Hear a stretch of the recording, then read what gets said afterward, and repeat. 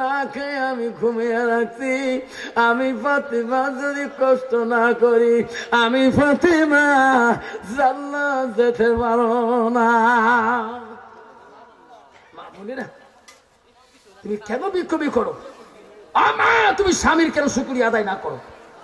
তোর স্বামী সারাদিনে মার্কেটে কত গাড়িওয়ালার কাছে কত গাড়ি শুনিয়া কত পাথর উবি দিয়ে কত ট্রাক আনলোড করিয়া কত পাথর গায়ে ডাং লাগিয়ে তোর কাছে খাবার বস্তু নিয়ে যায়। তোর স্বামীর কাছে শুকরিয়া আদায় করার দরকার তোর জন্য কেন? ঠিক না? ঠিক। তোর স্বামী সারাদিন হেলি মারছিলেন, ঠেলা মারছিলেন, টোটো মারছিলেন, ফ্যান মারি মারি জানটা নষ্ট করে দিয়ে মাথার ঘাম পাই ফেলে দিয়ে মাথার ঘাম লঙ্গি ভিজি পা দিয়ে চলে গেছিলেন শুধু বাড়িতে আসে তোর মুস্কি হাসিটা শোনার জন্যে। জোরে কোন ঠিক না? ঠিক। হ্যাঁ বোনেরা, হযরত আলীকে দেখলেন ফাতেমা জাথা বা ঘষিয়া আটা বানায়া রুটি বানাইতেছে। আগুনের মধ্যে রুটি গুলা ফাতেমা শেখতে শেখতে রে রুটি যখন শেখা হয়ে গেল গভীর রাত সবাই সাথে হয়ে যায়। ফাতেমা দেখলো রে আমার স্বামী না খেয়ে আমি ঘুমে রাখছি। খানা রেডি করে নিলেন। আলীর রুমে যায়া ফাতেমা ডাকে আর স্বামীকে ঘুমাইবে। আলীর রুমে যায় রে যায়া দেখে আলী বিভোর ঘুমে পড়ে আছে।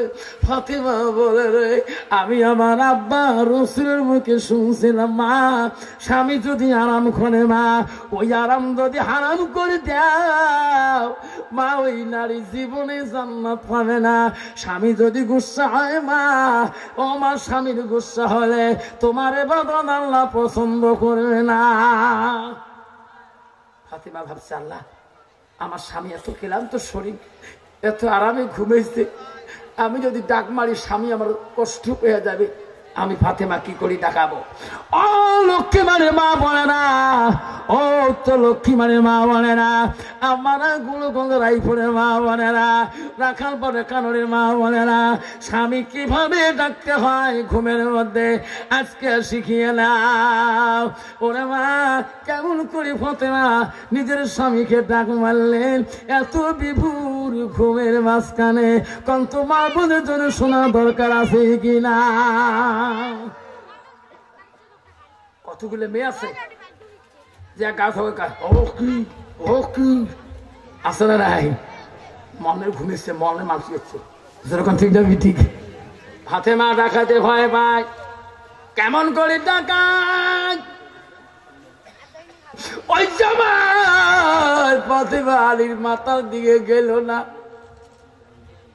বুকের দিকে গেল না, ওই সময় ফাতেমা আলীর পায়ের দিকে দাঁড়াইল। আলীর পায়ের কাছে বসিয়া ফাতেমা আলীর পা দুইটা আস্তে আস্তে মলম করা শুরু করলেন, টিপা শুরু করলেন, টিপি টিপি দেয়। আরে টিপতে টিপতে আলীর শরীরটা একটু নরম হয়ে যায়, ঘুমটা দুর্বল হয়ে যায়। আলী চেতন পায়া দেখে রে আমার পা কেটে ফেরে এত রাইতে দেখে তার আদরের বিবি হযরত ফাতেমা টিপতেছে। আলী বলতে ফাতেমা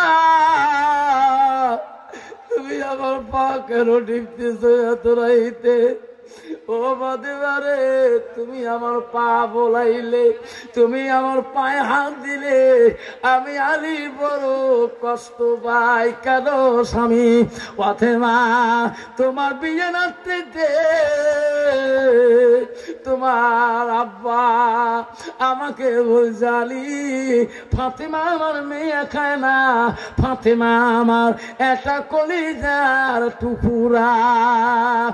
ফাতেমা তুমি কলিজার টুকরা নবীর হয়া আমার পায়ে হাত দিলে আমি ভয় পাই।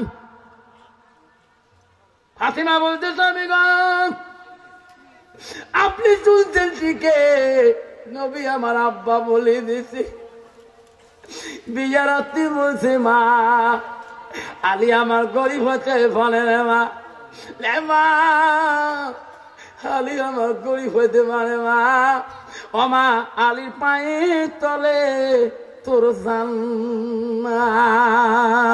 আমারে ওমা বাবারা আজকে তোমার বাবার পায়ের তলে জান্নাত, মারে তো স্বামীর পায়ের তলে তো জান্নাত। আল্লাহ নবী বলল ইল্লা মিন সালাসাতিন, তিনটা আমল কবরবাসীর বন্ধ হয় না।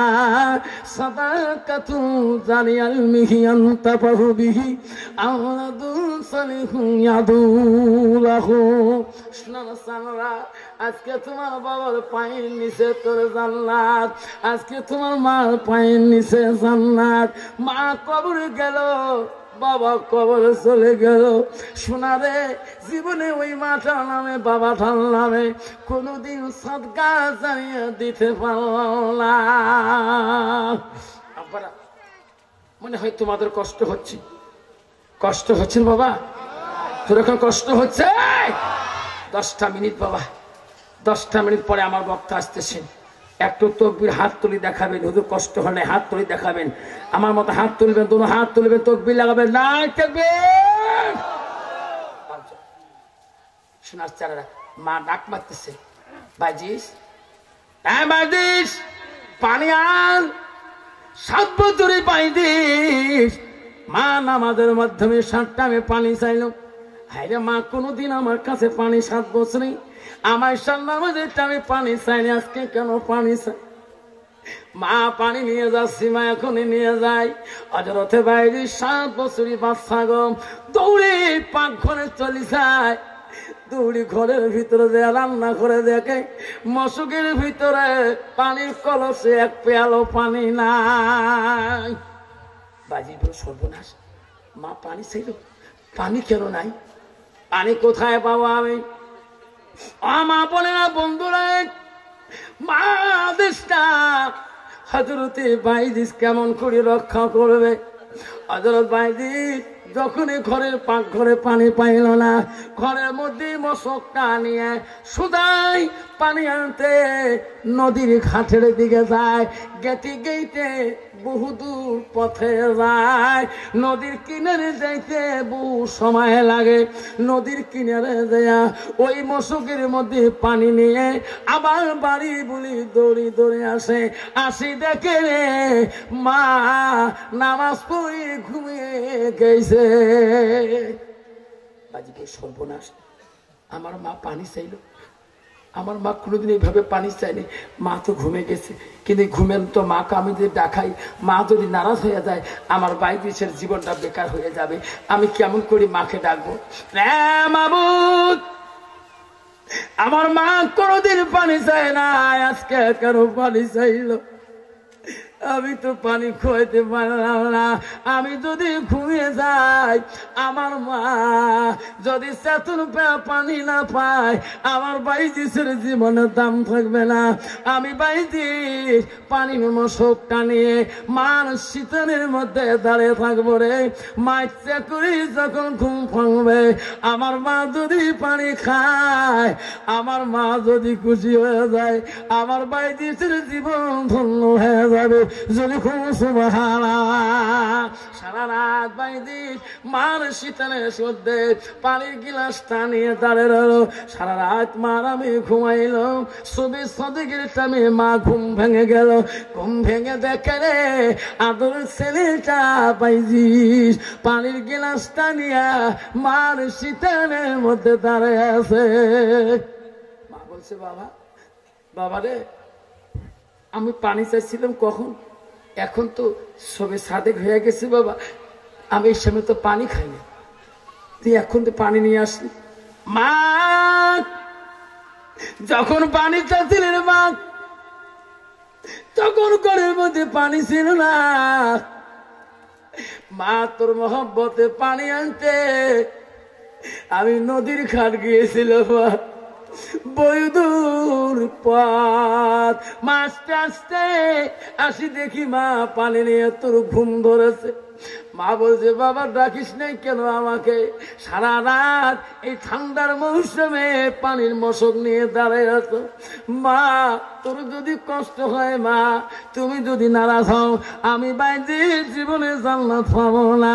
মা আমি তোর কাছে কিছু চাই না মা, আমার কিছু কষ্ট হয় না রে মা, আমি তোর কাছে মা একটা জিনিস চাই, কি মা রে তুমি আমার জন্য দোয়া করবি।